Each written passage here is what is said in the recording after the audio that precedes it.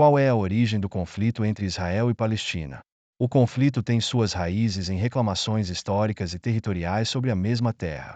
Houve um momento em que se acreditou em uma solução pacífica, mas o assassinato de um homem fez com que todos os esforços fossem em vão.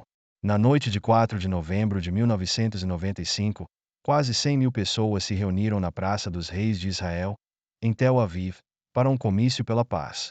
O primeiro-ministro de Israel, Yitzhak Rabin, fazia um discurso apaixonado e cantava a Canção da Paz. Por volta das 21h20, ao finalizar seu discurso, Rabin caminhava lentamente em direção ao seu carro quando um estudante universitário chamado Yigal Amir surgiu repentinamente da multidão e disparou 3 tiros.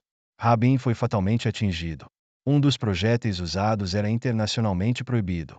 O assassino, Amir, de 25 anos, era um extremista fervoroso contrário às iniciativas de paz de Rabin.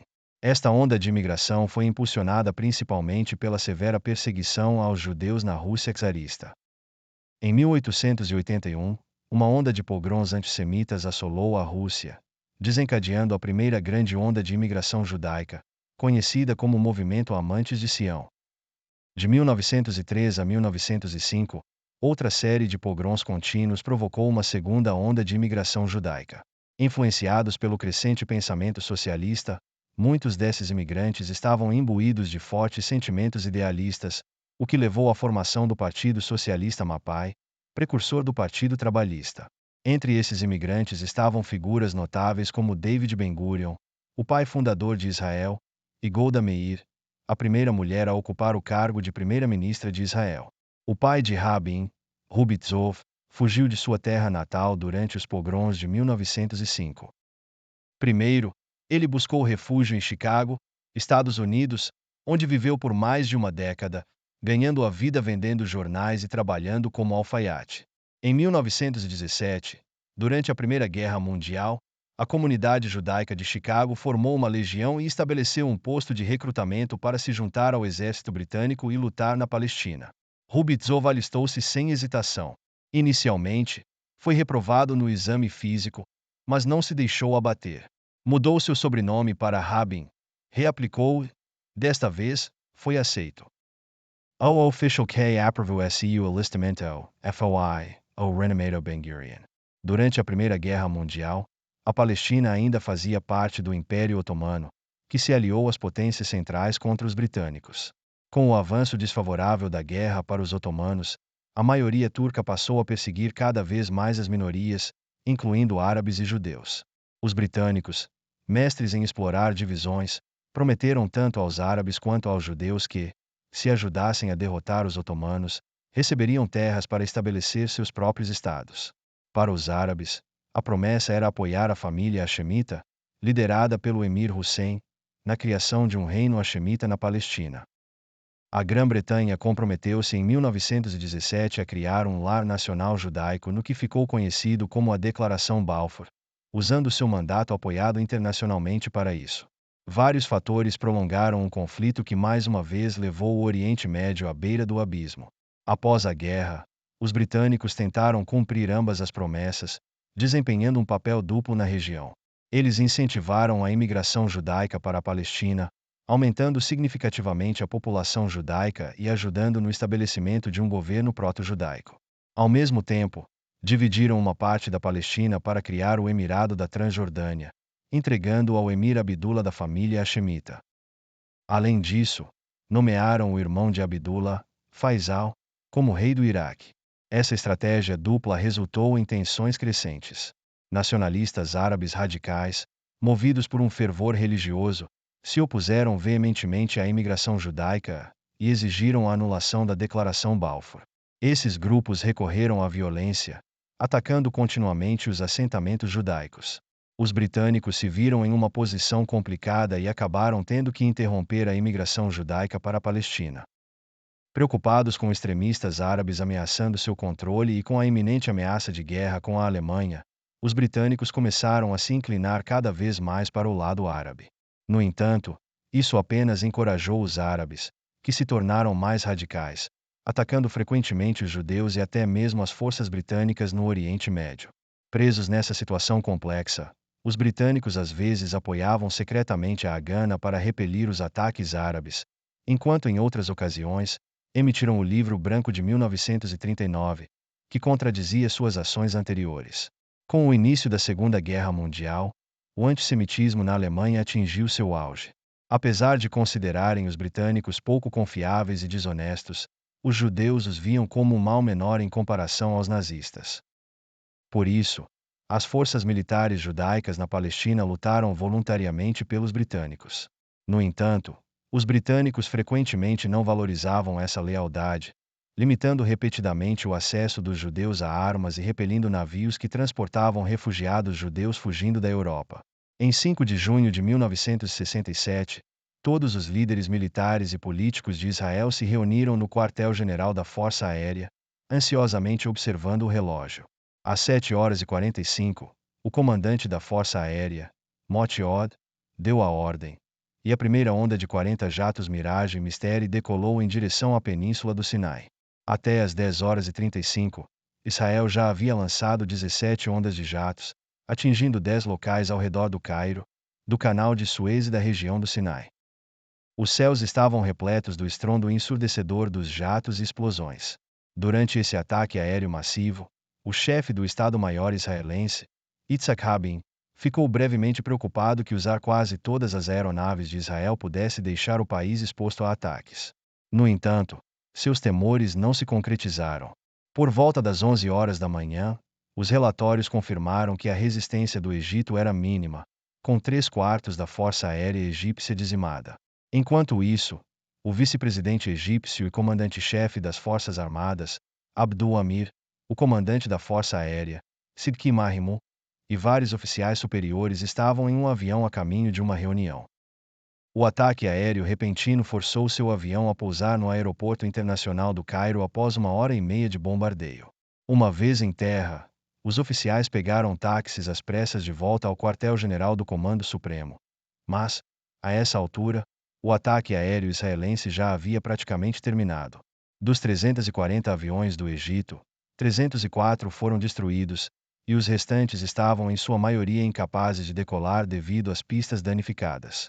Após a derrota esmagadora do Egito, Jordânia, Síria e Iraque, que tinham pactos de defesa mútua com o Egito, lançaram conjuntamente ataques aéreos nas principais cidades israelenses. No entanto, Rabin manteve a calma e ordenou que os jatos israelenses decolassem novamente, prontos para contra-atacar. As forças israelenses, altamente motivadas, infligiram pesadas perdas aos seus oponentes, forçando-os a assinar acordos de cessar-fogo. Nas guerras árabe-israelenses, as maiores preocupações para ambos os lados não eram uns aos outros, mas a potencial intervenção das duas superpotências, os Estados Unidos e a União Soviética. Israel antecipou qualquer interferência ao lançar uma blitzkrieg quase perfeita, derrotando seus oponentes em apenas 6 dias durante a Guerra dos 6 Dias. Para Rabin, essa foi sua maior conquista militar. Na sala de operações, recebendo um relatório de vitória após o outro, ele sentia uma mistura de excitação e inquietação. Como descendente de judeus, ele compreendia profundamente a dor de perder a pátria. A situação dos palestinos hoje reflete a dos judeus no passado. A Terceira Guerra Árabe-Israelense foi desencadeada pelo bloqueio do Egito aos Estreitos de Tira, uma rota marítima crucial para Israel, essencial para o transporte de quase todos os suprimentos militares. Com o bloqueio do Egito, Israel não teve outra escolha senão ir à guerra. As décadas seguintes a 1948 foram marcadas por várias guerras entre Israel e seus vizinhos árabes, 1956, 1967, 1973, e por conflitos contínuos entre Israel e os palestinos. Ambos os lados sofreram baixas e perdas, com vitórias e derrotas de ambos, mas o resultado geral foi a perda gradual de terras palestinas e a expansão do território israelense. Os combates tiveram a última palavra em 1967 na Guerra dos 6 Dias. Em apenas 6 dias, o Egito perdeu a Península do Sinai e a faixa de Gaza, a Síria perdeu as colinas de Golã e a Jordânia perdeu a Cisjordânia e Jerusalém Oriental. O território de Israel expandiu-se para 4 vezes o seu tamanho pré-guerra. Crescendo em uma nação sem pátria, Rabin foi profundamente marcado pela turbulência e pelos conflitos enfrentados pelo seu povo, incluindo uma desconfiança enraizada, instabilidade política e influência externa. Seus pais dedicaram suas vidas à criação de um Estado judeu, e o compromisso deles com o movimento sionista teve um grande impacto em Rabin. Desde jovem, ele sonhava em pegar em armas e lutar contra os árabes, motivado pela contínua luta nacional árabe na Palestina. Durante o ensino médio, Rabin frequentou uma escola agrícola, destacando-se academicamente, o que ressaltava a importância da agricultura na economia da Palestina. Ele teve a oportunidade de estudar nos Estados Unidos, mas com a Segunda Guerra Mundial em curso e os judeus enfrentando um perigo extremo, optou por se alistar no exército para proteger seu povo na Palestina. Rabin começou sua carreira militar na Brigada Juvenil antes de se tornar um soldado formal na Hagana. Ele progrediu de líder de pelotão a coronel, comandante de brigada e comandante regional, subindo constantemente nas fileiras. Luta na Segunda Guerra Mundial. Participa das primeiras e segundas guerras árabe-israelenses e comanda pessoalmente a Guerra dos 6 Dias. Rabin enfrentou os nazistas, foi preso pelos britânicos e combateu os árabes. Durante a Primeira Guerra Árabe-Israelense, as forças israelenses estavam inicialmente em desvantagem numérica e de armamento, incapazes de manter suas posições. Muitos judeus na cidade velha de Jerusalém, incluindo alguns rabinos, tiveram que se render às forças jordanianas. Ao saber da rendição, Rabin comentou: covarde sem espinha dorsal. O jovem Rabin tinha uma postura de absoluta intransigência e sem concessões em relação aos árabes. Em junho de 1963, David Ben-Gurion, o fundador e primeiro-ministro de Israel, anunciou inesperadamente sua renúncia, surpreendendo a política israelense. Pouco depois, esse respeitado líder chamou Rabin à sua casa e, em tom paternal, disse: Yitzhak, eu gosto muito de você, assim como sua mãe Rosa gostava quando você era criança. Ao ouvir isso, Rabin foi às lágrimas. Ele se lembrou de como Ben-Gurion havia feito uma exceção para seu pai, que não tinha passado no teste físico, permitindo que ele se alistasse no exército. Rabin percebeu que esse líder estava prestes a fazer uma exceção para ele. Naquela época, Rabin ainda não havia comandado a Guerra dos 6 Dias, demonstrando a visão aguçada de Ben-Gurion. Como esperado, Ben-Gurion prometeu a Rabin que, antes de sua aposentadoria, o novo primeiro-ministro o nomearia chefe do Estado-Maior das Forças de Defesa de Israel. Em 1º de janeiro de 1964, Rabin assumiu o cargo sem grande oposição, atingindo o auge de sua carreira militar. Quando as grandes guerras frontais se mostraram ineficazes, os palestinos passaram a recorrer a assédios contínuos nas fronteiras e ataques terroristas. Mesmo antes da Guerra dos 6 Dias, as nações árabes e Israel já se envolviam em inúmeros conflitos menores pelos recursos hídricos do Rio Jordão, sabotando as instalações de água uns dos outros. A recém-criada Organização para a Libertação da Palestina, OLP, fundada em 1964, assumiu a causa, e o poder militar e político da organização cresceu sob Yasser Arafat. Nascido em Jerusalém, Arafat estudou engenharia civil na Universidade do Cairo.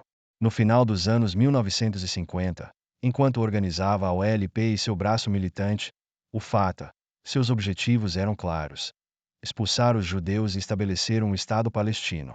Os palestinos estavam desorganizados e precisavam desesperadamente de uma liderança unificadora. No entanto, faltava-lhes uma liderança qualificada e enfrentavam sérios problemas de financiamento. Ele também exigiu que qualquer pessoa que quisesse fazer negócios concordasse em doar parte de seus lucros para a OLP no momento da assinatura do contrato. Yasser Arafat assumiu a liderança e utilizou sua formação em engenharia civil para arrecadar 20 mil libras esterlinas através de uma empresa de construção como financiamento inicial. Posteriormente, ele exigiu que qualquer pessoa que quisesse fazer negócios concordasse em doar parte de seus lucros à Organização para a Libertação da Palestina, OLP, no momento da assinatura do contrato.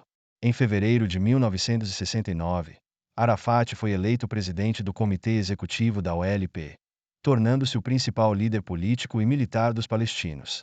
Apesar da animosidade em relação a Israel, eles não estavam dispostos a se envolver em outro grande conflito de grande escala. Como resultado, nenhum país quis hospedar o Fatah, conhecido por sua propensão à violência, deixando-o sem uma base estável. Relutantemente, o rei Hussein da Jordânia permitiu que operassem dentro de suas fronteiras.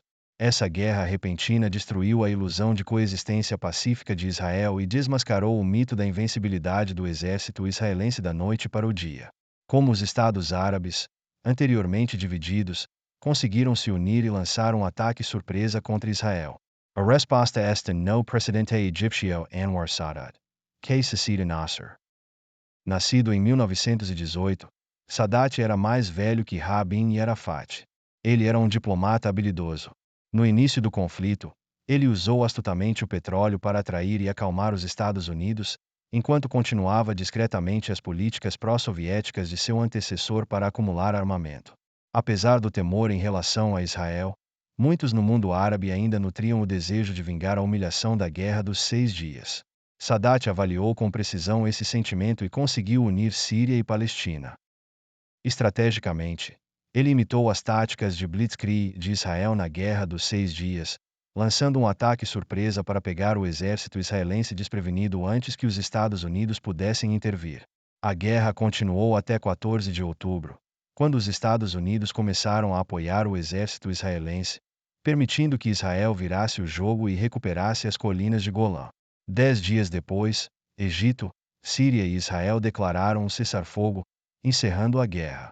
No final, embora os Estados Árabes não tenham obtido grandes ganhos, Israel sofreu suas maiores perdas desde a sua fundação: 103 aeronaves, 1.240 tanques e veículos blindados, uma perda econômica de 2,5 bilhões de dólares e 2.800 soldados.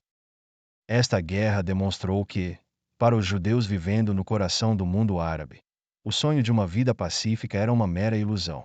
Isso também fez com que ambos os lados percebessem que erradicar ou subjugar o outro através da guerra era impossível. Outro resultado inesperado dessa guerra foi a mudança dramática nas eleições de fim de ano de 1973 em Israel.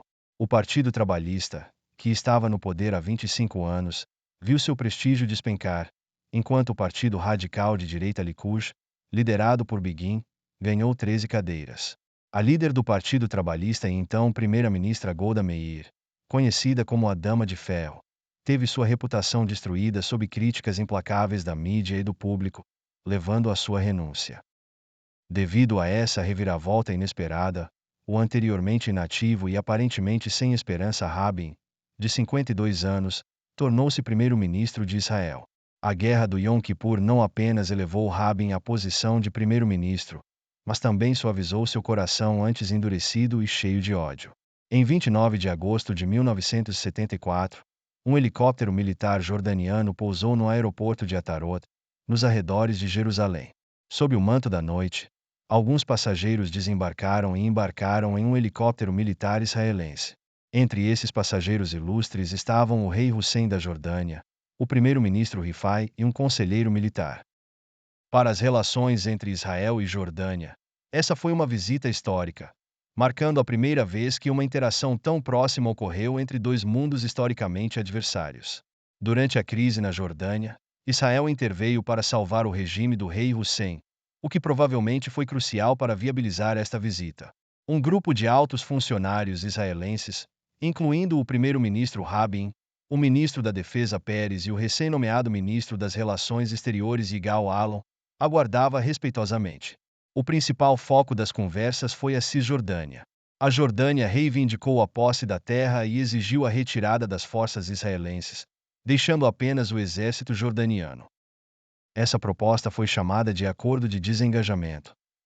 Rabin considerou o acordo inaceitável e se recusou a assiná-lo, pois isso comprometeria sua posição.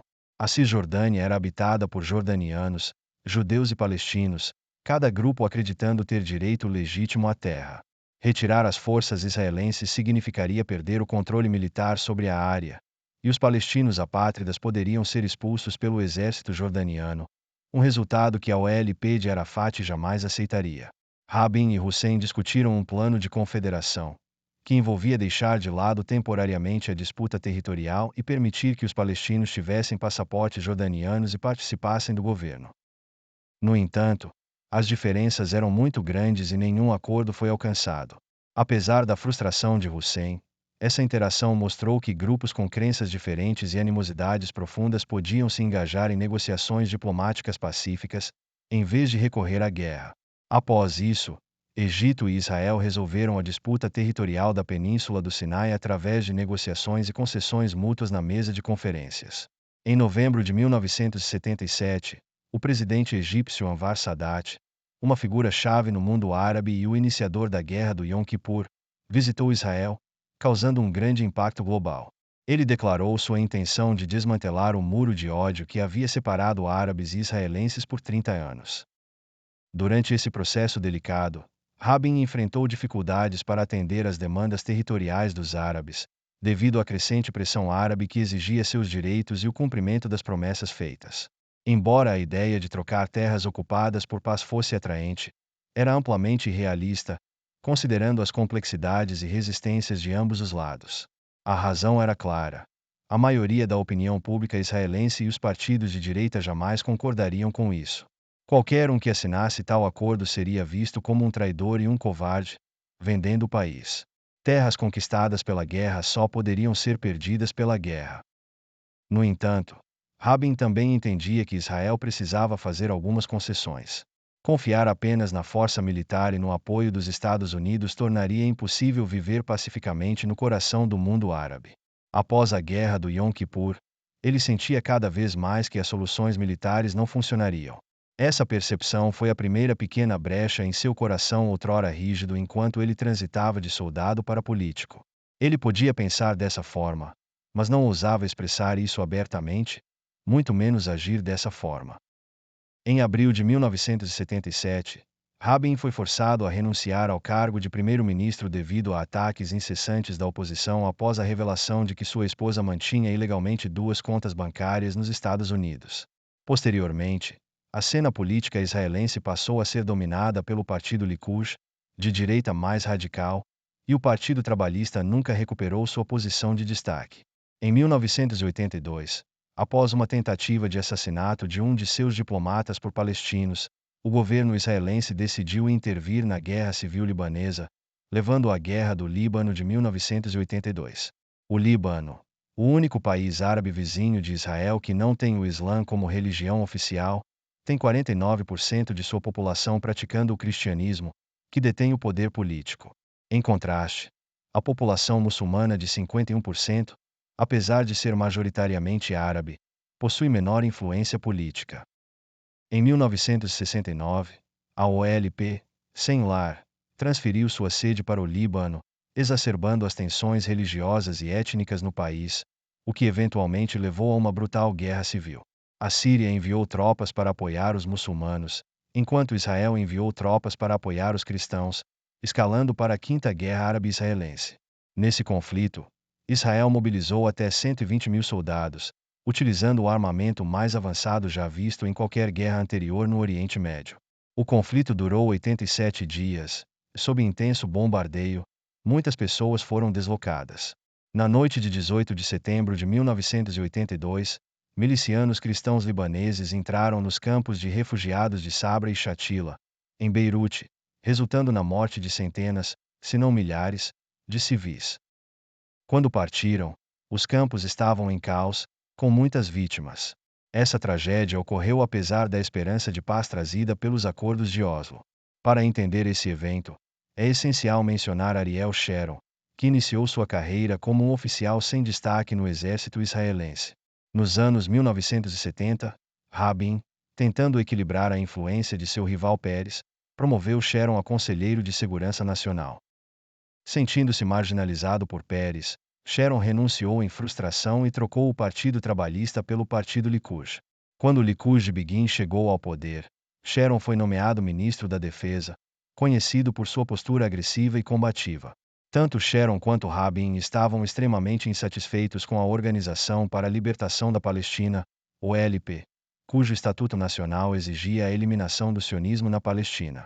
Consequentemente, ambos desaprovavam Arafat e apoiavam uma política de mão de ferro.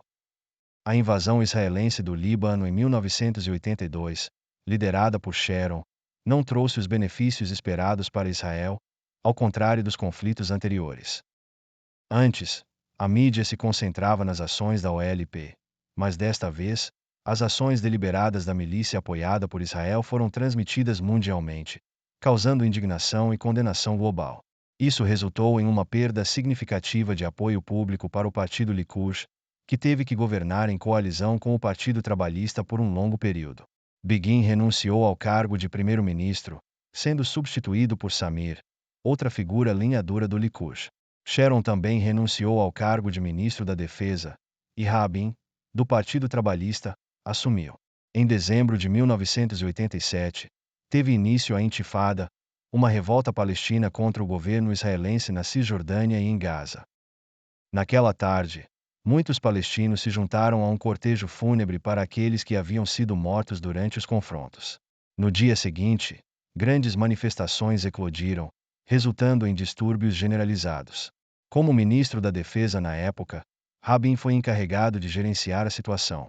Após consultar seus subordinados, ele decidiu implementar outra rodada da política do punho de ferro, que permitia ao exército israelense abrir fogo contra civis. Como consequência, a reputação internacional de Israel continuou a se deteriorar, perdendo o último vestígio de simpatia da comunidade global. Jordânia e Egito, que inicialmente estavam inclinados a se aproximar de Israel, recuaram em suas intenções. Enquanto isso, a Organização para a Libertação da Palestina, OLP, anteriormente rejeitada pelo mundo árabe, ganhou o apoio da Liga Árabe. Esta cúpula também aprovou uma resolução para a criação de um Estado palestino com Jerusalém como sua capital. Em dezembro de 1988, Arafat fez um movimento estratégico ao anunciar a aceitação das resoluções do Conselho de Segurança da ONU, reconhecendo a legitimidade de Israel, renunciando ao terrorismo e buscando uma solução pacífica. O fracasso da política do punho de ferro de Rabin ficou ainda mais evidente. Manter uma abordagem tão rígida arriscava a perda de apoio internacional e doméstico. Sob pressão internacional, o presidente dos Estados Unidos, George H.W. Bush, declarou que Israel e Palestina deveriam iniciar um diálogo. Nesse momento, o Partido Trabalhista, representado por Peres e Rabin, percebeu que uma postura conciliatória seria mais vantajosa. Assim, eles apoiaram o apelo dos Estados Unidos por paz e coexistência. Somente o obstinado líder do Likud, Samir, manteve sua postura rígida. Consequentemente, assim como Rabin antes dele, Samir foi destituído por um voto de desconfiança no parlamento. Embora o Partido Trabalhista inicialmente não tenha conseguido formar um governo, o breve retorno de Samir ao poder deixou claro que uma postura linha dura não era mais viável.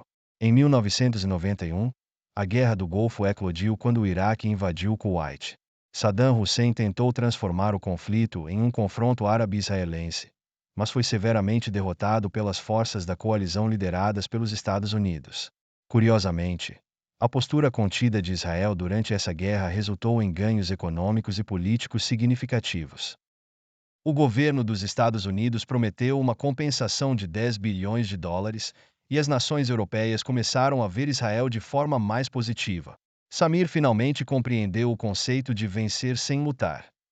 O conflito, repleto de mísseis, também ensinou aos israelenses que a estratégia tradicional de ocupar terras para obter profundidade de segurança havia perdido grande parte de sua eficácia. A maneira mais confiável de alcançar uma vida pacífica era coexistir com as nações árabes. Em 1991, George H.W. Bush facilitou uma conferência em Madrid, Espanha, envolvendo os Estados Unidos, União Soviética, Reino Unido, França, Egito, Síria, Líbano, Israel e os palestinos. Esta conferência marcou o início das negociações de paz entre árabes e israelenses após décadas de conflito. No ano seguinte, Israel realizou eleições, e o agora moderado Partido Trabalhista voltou ao poder. Rabin reassumiu seus papéis como líder do Partido Trabalhista e primeiro-ministro, ciente de que seu retorno ao poder se devia à sua postura orientada para a paz. Ao assumir o cargo, Rabin abandonou sua imagem de líder militar linha dura. Ele concordou em retirar as forças israelenses das áreas densamente povoadas da Cisjordânia e de Gaza, além de destacar policiais para impedir novos assentamentos judaicos. Chegou até a expulsar aqueles que haviam ocupado casas em Jerusalém Oriental. Em setembro de 1993, em Washington, D.C., com Clinton entre eles, Rabin e Arafat apertaram as mãos pela primeira vez para uma foto. Emocionado, Rabin declarou: "Hoje, devemos gritar bem alto que já houve sangue e lágrimas demais, basta." Apesar das motivações subjacentes, a busca pela paz foi um movimento positivo. Em 1993, os Acordos de Oslo foram finalizados, marcando um marco nas futuras relações entre israelenses e palestinos. Os Acordos de Oslo concederam autonomia aos palestinos na área de Gaza-Jericó, representando um passo significativo nas negociações de paz árabe-israelenses. Na imagem, aparecem o então presidente dos Estados Unidos, Bill Clinton, o primeiro-ministro israelense, Yitzhak Rabin, e o líder da Organização da Libertação da Palestina, Yasser Arafat, apertando as mãos para uma foto. No entanto, ninguém previu que este período de paz seria tão breve e frágil. Quando a paz terminou, não foi seguida por sorrisos, mas por contínuas dificuldades. Durante o primeiro conflito no Oriente Médio, Sheikh Yassin era apenas um menino de 10 anos. Após o conflito, sua cidade natal no sul de Gaza foi completamente destruída, e sua família tornou-se refugiada. Aos 14 anos, Yassin ficou paralisado do pescoço para baixo após um acidente de futebol e passou o resto da vida em uma cadeira de rodas. Em 1987, durante a primeira intifada palestina em Gaza, Yassin tornou-se um dos participantes mais ativos. Em meio aos protestos caóticos, ele ergueu uma bandeira com o nome Hamas, a organização que fundou para atacar soldados israelenses e colaboradores palestinos. O Hamas rapidamente se tornou o principal grupo de combate contra Israel, rejeitando os acordos de paz e adotando medidas extremas. Em 22 de março de 2004, enquanto Sheikh Yassin saía de uma mesquita com alguns companheiros, um ataque de helicóptero israelense o matou. Ariel Sharon, conhecido por sua postura agressiva, foi afastado e designado para supervisionar projetos comerciais e de construção. Nesse período, outra figura de extrema-direita, Benjamin Netanyahu, também perdeu prestígio. Ele passou um tempo nos Estados Unidos e na ONU como representante de Israel antes de servir como vice-ministro das Relações Exteriores e vice-primeiro-ministro no governo de Samir. Em 1995, Rabin foi assassinado. Desde que o conflito entre israelenses e palestinos voltou a escalar com o ataque massivo do Hamas, que deixou quase 1.200 pessoas mortas, Israel iniciou uma série de bombardeios que já causaram mais mortes. O candidato do Partido de Direita Likud, Benjamin Netanyahu, de 46 anos, derrotou o candidato do Partido Trabalhista de Esquerda, Shimon Peres, tornando-se primeiro-ministro. Isso marcou uma nova ascensão da direita israelense. Sharon, anteriormente desmotivado, voltou ao cenário político, servindo como ministro das Relações Exteriores em 1998 e tornando-se presidente do partido Likud em 1999. Em setembro de 2000, Sharon entrou à força no Monte do Templo, desencadeando um dos confrontos mais sangrentos entre israelenses e palestinos. Ele foi eleito primeiro-ministro em 2001 e reeleito em 2003. Sob sua liderança, Israel se moveu decisivamente para a direita, até que sofreu um derrame em 2006, encerrando sua carreira política. Em 1996, Benjamin Netanyahu fez um retorno notável, reassumindo a presidência do partido Likud e sendo eleito primeiro-ministro. Desde então, ele foi reeleito em 2013, 2019 e 2020, apesar das acusações de corrupção, e continua a servir como primeiro-ministro.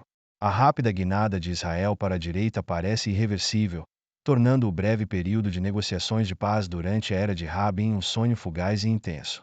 Refletindo sobre a assinatura dos Acordos de Oslo em 1993, o subsequente Prêmio Nobel da Paz concedido a Rabin, Arafat e Peres em 1994, e as negociações de paz que se seguiram, fica claro que esses anos, apesar de aparentemente promissores, não resolveram, e talvez fossem incapazes de resolver, as disputas territoriais fundamentais. Sob a superfície, as tensões contínuas entre os dois lados nunca cessaram. Em 6 de outubro de 1981, durante um grande desfile militar no Cairo, 4 indivíduos disfarçados de soldados abriram fogo contra a tribuna de honra. O presidente egípcio Anwar Sadat, que havia oferecido um ramo de oliveira a Israel e assinado os acordos de Camp David, recebendo um prêmio Nobel da Paz, foi assassinado por extremistas religiosos.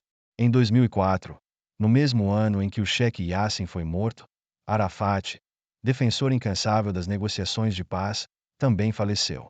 Anos depois, Surgiram especulações de que este idealista idoso pode ter morrido de envenenamento por talho, com suspeitas recaindo sobre a Mossad, a agência de inteligência israelense. Isso marcou a perda do último vislumbre de esperança para as negociações de paz entre israelenses e palestinos. Obrigado por assistir. Se você gostou, não esqueça de deixar um like e se inscrever no nosso canal. Seu apoio nos motiva a continuar criando. Muito obrigado. Obrigado por assistir. Se você gostou, não esqueça de deixar um like e se inscrever no nosso canal. Seu apoio nos motiva a continuar criando. Muito obrigado.